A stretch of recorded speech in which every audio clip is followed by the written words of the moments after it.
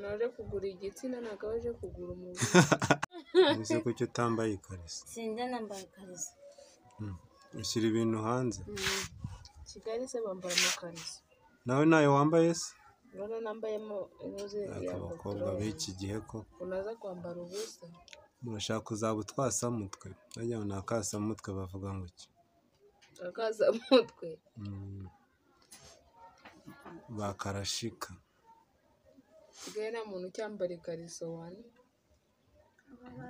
Ni ukuvuga ngo iyo umuntu aje nyine kugura ahita abirindura vuba vuba. Agura iki? Nyine aje nko kugura umubiri. Mbese ubundi bavuga iki? Si umubiri se umuntu waje kugura? Oya. Umuntu aje kugura igitsina ntabwo aba aje kugura umubiri. Kabaye kuko. Umubiri se barawugura. Mbese umuntu araza akavuga ngo igitsina nangahe? Igitsina nangahe nyine. Yego kumana ibyo bintu se wabivamo. Ariko sha musa neza muri amahoho.